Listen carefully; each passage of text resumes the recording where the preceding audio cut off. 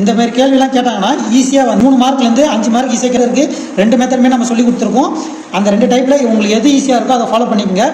வருங்கால அரசு பணியாளர்கள் நிறையும் கனோகான் சேனல் அன்புடன் இருக்கிறது. இந்த வீடியோவில் பை டயக்ராம்லலாம் கேள்வி கேட்பாங்க இல்லைங்களா, இந்த மாதிரி கேள்வியெல்லாம் கேட்டாங்கன்னா 3லேருந்து 5 மதிப்பெண் வந்து சுலபமாக எடுக்கலாம். எப்படின்னு பார்த்தீங்கன்னா, இந்த பை டயக்ராம் கொடுத்துட்டு ஒவ்வொரு பகுதிக்கும் எவ்வளோ பர்சன்டேஜும் கொடுத்துட்டு முழு தொகை எவ்வளோன்னு கொடுத்துருவாங்க. அதுலேருந்து நம்ம 1% கண்டுபிடிச்சி வச்சுட்டோன்னா நம்ம வந்து மிச்சம் எதனா 18% எவ்வளோன்னு கேட்டாங்கன்னா இந்த 1%ஓட 18ஆல் பெருக்குனிங்கன்னா வர மதிப்பு தான் வந்து இந்த 18% மதிப்பு. சரிங்களா? இதில் மொத்தம் 2 மெத்தட் இருக்குது. உங்களுக்கு எது ஈஸியாக இருக்கோ அதை ஃபாலோ பண்ணிக்கோங்க. ஒரு மெத்தட் வந்து 1% கண்டுபிடிச்சிட்டு மிச்சம் நம்மளுக்கு தேவையான சதவீதத்தோடு பெருக்கி வர மதிப்பை எடுத்து போடுறது. இன்னொன்று வந்து 100% மதிப்பு, அதாவது முழு தொகை சொன்னோம் இல்லைங்களா, அதை போட்டுட்டு நம்மளுக்கு எத்தனை சதவீதம் தேவையோ, சப்போஸ் 12% தேவைன்னா அதுக்கு நம்மளுக்கு தெரியாத மதிப்பு எக்ஸ். சரிங்களா? அந்த 17% எவ்வளோன்னு தெரியாது, அது எக்ஸ்னு எடுத்துக்கிறோம். இதை கிராஸ் மல்டிப்ளை பண்ணிங்கன்னா எக்ஸோட மதிப்பு கிடச்சிரும். சரிங்களா? இந்த 1% மதிப்பு எப்படி கண்டுபிடிக்கின்ற வீடியோலாம் வந்து நம்ம பேசிக்காக ஃபஸ்ட்டு வீடியோ ஒன்று போட்டிருப்போம். சரிங்களா? எல்லாத்துக்கும் பேசிக்னு சொல்லிட்டு ஒரு வீடியோ போட்டிருப்போம். வீடியோக்கான லிங்கை டிஸ்கிரிப்ஷனில் தரேன், பார்க்காதவங்க பார்த்துக்குங்க. இப்போது இந்த கேள்வி எப்படி சால்வ் பண்ணலான்னு பாருங்கள். கேள்வி என்னென்னா, குடும்பத்தோட மாத செலவு திட்டத்தை காட்டும் பை வரைபடத்தை பார்க்கவும். வரைபடத்தை பார்த்து பின்வரும் கேள்விகளுக்கு விடை தருக. சரிங்களா? இந்த வரைபடத்தை பார்த்துட்டு கேள்விக்கு விடை தர சொல்லியிருக்காங்க. ஒரு டயக்ராம் கொடுத்துட்டு பை டயக்ராம் கொடுத்துட்டு அது ஏபிசிடி அந்த மாதிரி கொடுத்துட்டு குறிப்பிட்ட பர்சன்டேஜ் இதுக்கு ஒதுக்கியிருக்காங்க. அந்த ஏபிசிடிக்கான விளக்கம், அதாவது ஏனா வந்து உணவு குறிக்குது, பினா வந்து போக்குவரத்து செலவு குறிக்குது, அந்த மாதிரி சொல்லி கொடுத்துருக்காங்க.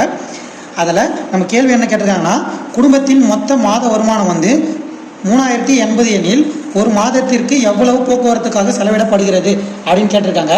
போக்குவரத்து எவ்வளோன்னு பாருங்கள். போக்குவரத்து வந்து பின்றது தான் வந்து 12%. சரிங்களா? நம்ம வந்து 2 மெத்தட்லையுமே சொல்லிடுறேன். 3080ன்றது வந்து 100%னா நம்ம வந்து 1% மாற்றோம்னா லாஸ்ட்லேருந்து 2 ஸ்தானம் புள்ளி வச்சுன்னா இது 1% ஆகிடுங்களா. அதே மாதிரி இதோட 1% வந்து 30.8ன்றது தான் வந்து 1%க்கான மதிப்பு. நம்மளுக்கு 12% தேவை. அப்போது 30.8 1%னா நம்மளுக்கு 12% தேவைன்னா 12ஆல் பெருக்குனிங்கன்னா போதும். 8 2 16 6 மிச்சம் 1 0 1 3 2 6 இல்லா. இது ஒன்றா வாய்ப்பாடில் அப்படியே வரும். 6 9 6 3 இல்லை. இது 3696 வரும். இங்கே வந்து ஒரு ஸ்தானம் தள்ளி புள்ளி வச்சுருக்காங்க இல்லைங்களா, அதனால் லாஸ்ட்லேருந்து ஒரு ஸ்தானம் தள்ளி புள்ளி வச்சிங்கன்னா 369.6 வரும். சரிங்களா? இதுக்கு க்ளோஸான வேல்யூ எதுன்னு பாருங்கள். புள்ளியில் எதுவும் கொடுக்கல. 369 க்ளோஸான வேல்யூ வந்து 370. இதுலேயுமே வந்து புள்ளிக்கு அப்புறம் இருக்கிற எண் வந்து 5க்கு மேலே இருந்துச்சுன்னா நம்ம வந்து அது முழு எண்ணாக எடுத்துக்கணும், அதாவது 370 எடுத்துக்கணும். இது வேறு சில இடத்துல யூஸ் ஆகும், அது வரப்போ சொல்கிறேன், பார்த்துக்கலாம். இப்போ இன்னொரு டைப் சொன்னோம் இல்லைங்களா, அதில் எப்படின்னு பாருங்கள். 3080ன்றது வந்து முழு தொகைங்களா, அது வந்து 100%. இங்கே சொன்னோம் இல்லைங்களா, அந்த டைப்பில் போடலாம். இப்போது நம்மளுக்கு வந்து 12% கேட்குறாங்க. 12%னா 12% எவ்வளோன்னு தெரியாது. சரிங்களா? இங்கே சதவீதம் குறிக்கிறீங்கன்னா சதவீதத்துக்கு நேராக தான் வந்து நீங்கள் சதவீதத்தை சொல்லணும், மதிப்புக்கு நேராக சொல்லணும். இப்போது இது 2த்தையும் கிராஸ் மல்டிப்ளை பண்ணிக்கோங்க. அப்படி பண்ணிங்கன்னா 3080 × 12 = x × 100ன்னு இருக்கும். சரிங்களா? இந்த 100 வந்து பெருக்கல் இருக்குது, இந்த பக்கம் வந்துச்சுன்னா வகுத்தில் வந்துடும். இங்கே வந்துடும் 100ன்னு, இங்கே எக்ஸ் மட்டும் இருக்கும். இந்த 0க்கு இந்த 0 கேன்சலு. இந்த 10 அடிச்சிங்கன்னா இங்கே 30.8ன்னு வரும். சரிங்களா? 30.8 × 12. அதே மாதிரி இங்கே போட்டோம் இல்லைங்களா, அதே தான் போட்டிங்கன்னா 369.6 வரும். அது ஈக்குவல் டு 370 ரூபான்னு வரும். இதுதான் வந்து இந்த கேள்விக்கான விடை. அடுத்து, ஒரு மாதத்திற்கு குடும்பம் எவ்வளவு வீட்டு வாடகை செலுத்துகிறது அப்படின்னு கேட்டிருக்காங்க. வீட்டு வாடகைனா எஃப். சரிங்களா? 15%. நம்மளுக்கு வந்து 30.8 நம்ம 1%க்கான மதிப்பு இதுக்கு முன்னாடி கண்டுபிடிச்சோம் இல்லைங்களா, அதே மாதிரி தான் கண்டுபிடிக்கணும். அந்த மாதிரி கண்டுபிடிச்சிட்டு நம்மளுக்கு தேவை 15%க்கான மதிப்பு, அதாவது வீட்டு வாடகைன்னு சொல்லியிருக்காங்க இல்லைங்களா, அது வந்து 15%. அதுக்கு இப்போ 1%க்கான மதிப்பு வந்து 30.8னா நம்மளுக்கு தேவை 15%க்கான மதிப்பு. அப்போ 15ஆல் பெருக்கிக்குங்க. பெருக்கினீங்கன்னா 8 5 40 0 மிச்சம் 4 5 × 0 0 மிச்சம் இருக்கிற 4 வந்து அங்கே வரும். 5 5 15ங்களா. இப்போது 1ஆம் வாய்ப்பாடில் 8 0 3 அப்படியே வரும். 0 12 மிச்சம் 1 6 4 இல்லை. இங்கேருந்து லாஸ்ட் ஸ்தானத்துலேருந்து ஒரு புள்ளி வச்சுருக்காங்க, லாஸ்ட் ஸ்தானத்தாலே ஒரு புள்ளி வச்சுக்கோங்க. 462ன்னு வருது. சரி, இதுதான் வந்து இந்த கேள்விக்கான விடை. இங்கே வந்து கேள்வியை வந்து நீங்கள் தெளிவாக பார்க்கணும். எடுத்த உடனே ஒரு மாதத்துக்கு சொல்லிட்டு போட்டிருக்காது. மாதத்திற்கு அப்படின்னு கேட்டாங்கன்னா தான் மாதத்திற்கு கேட்கணும். சப்போஸ் இதுலேயே வந்து வருடத்திற்கு அப்படின்னு கேட்பாங்க. சரிங்களா, வருடத்திற்குன்னு கேட்டாங்கன்னா நம்மளுக்கு வந்து ஃபர்ஸ்ட் ஆப்ஷனில் 462 கொடுத்துருவாங்க. நம்மளும் 462 போட்டுட்டு ஆன்சர் தப்பு பண்ணிவிடுவோம். வருடத்திற்குன்னு கேட்டாங்கன்னா ஒரு மாதத்துக்கு தான் வந்து 462 கண்டுபிடிச்சோம். இதே வந்து ஒரு வருடத்திற்குனா ஒரு வருடத்துக்கு 12 மாதம் இல்லைங்களா, அப்போ 12ஆல் பெருக்குனிங்கன்னா 2 2 4 6 2 12 மிச்சம் 1 4 2 8 9 இந்த 462 அப்படியே வரும். 4 4 5 மிச்சம் 1 5 5544 தான் வந்து ஒரு வருஷத்துக்கான செலவு வீட்டு வாடகைக்கு. சரிங்களா, மாதத்துக்கு கேட்குறாங்களா வருஷத்துக்கு கேட்குறாங்களான்னு தெளிவாக பார்த்துட்டு அதுக்கப்புறமா ஆன்சர் பண்ணுங்கள். மூணாவது கேள்வி வந்து உங்களுக்கான கேள்வி. இது போட்டு பார்த்துட்டு ஆன்சரை கமெண்ட்டில் சொல்லுங்கள். கேள்வி என்னென்னா, ஒரு மாதத்திற்கு ஆடைக்காக எவ்வளவு தொகை செலவிடப்படுகிறது அப்படின்னு சொல்லி 4 ஆப்ஷன் கொடுத்துருக்கேன். அந்த 4 ஆப்ஷனில் எது ஆன்சர்னு கீழே கமெண்ட்டில் சொல்லுங்கள். ஃபஸ்ட்டு கொஸ்டினுக்கு அப்படின்னு சொல்லிட்டு கமெண்ட்டில் ஆன்சர் சொல்லுங்கள். இதுக்கு இன்னொரு மெத்தட் இருக்கு இல்லைங்களா, அதையும் போட்டு பார்த்துடலாம். 100% வந்து 3080 வந்து 100%ங்களா. நம்மளுக்கு இங்கே வீட்டு வாடகைன்றதுனால F 15% மதிப்பு தேவை. இங்கே அந்த மதிப்பு நம்மளுக்கு தெரியாது, அதனால் எக்ஸ்ன்னு எடுத்துக்கிறோம். இப்போ கிராஸ் மல்டிப்ளை பண்ணுங்கள். 3080 × 15 = 100 × எக்ஸ்ன்னு வருங்களா.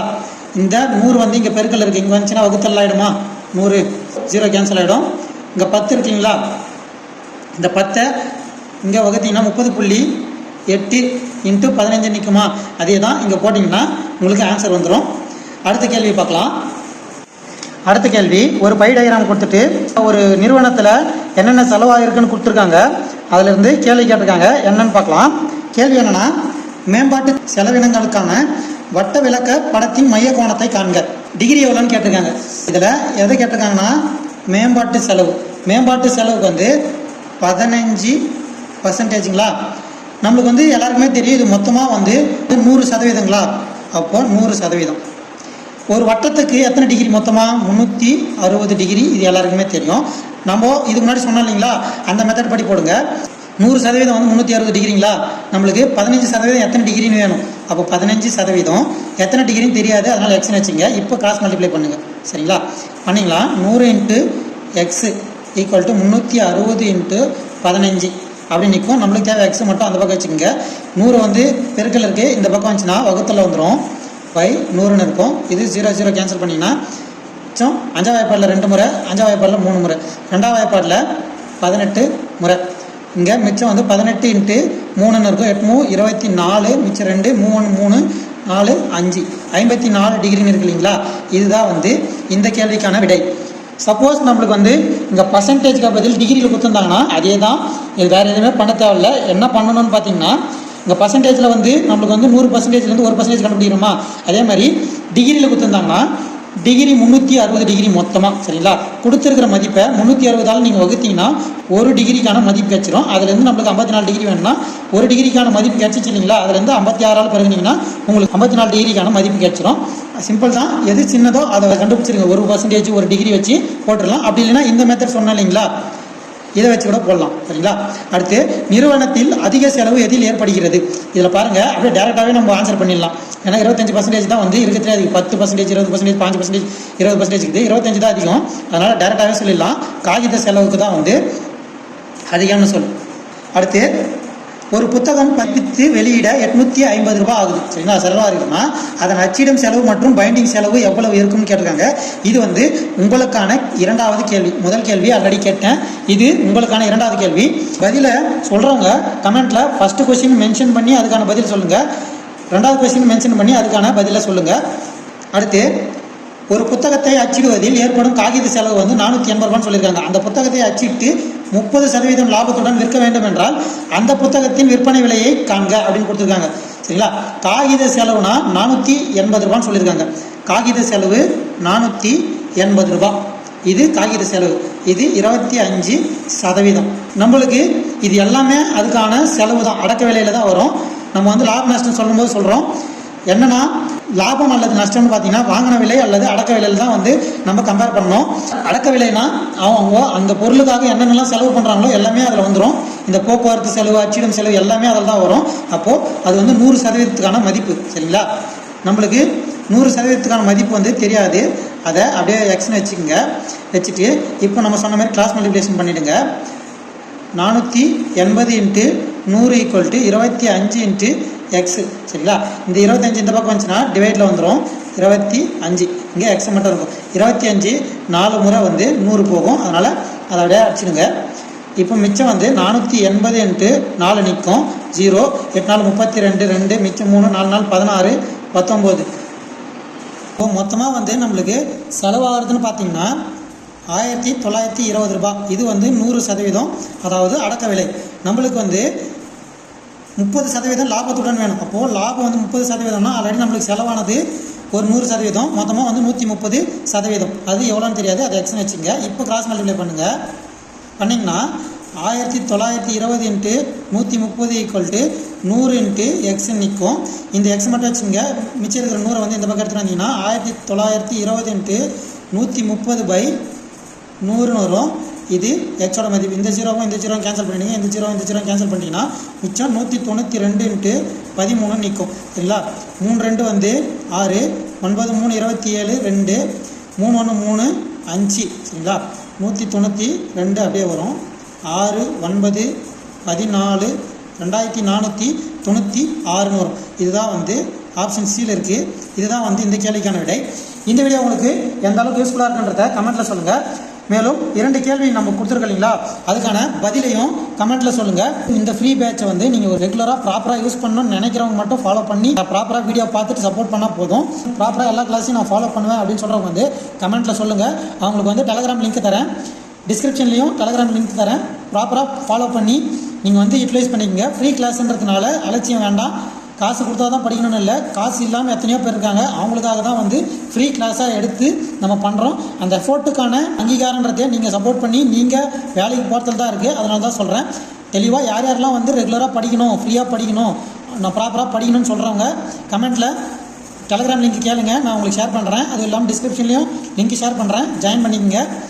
இதுதான் வந்து பை சார்ட். அதாவது இந்த மாதிரி கேள்விலாம் கேட்டாங்கன்னா ஈஸியாக வந்து 3 மார்க்லேருந்து 5 மார்க் ஈஸியாக கேட்டலாம். இதுக்கு 2 மெத்தட் இருக்குது. 2 மெத்தடுமே நம்ம சொல்லி கொடுத்துருக்கோம். அந்த 2 டைப்பில் உங்களுக்கு எது ஈஸியாக இருக்கோ அதை ஃபாலோ பண்ணிக்கோங்க. இந்த வீடியோ உங்களுக்கு பிடிச்சிருந்தா வீடியோ லைக் பண்ணிக்கோங்க. இது போன்ற எக்ஸாமுக்கு தேவையான வீடியோக்களுக்கு நம்ம கனோகான் சேனலை சப்ஸ்கிரைப் பண்ணிக்கோங்க. நன்றி, வணக்கம்.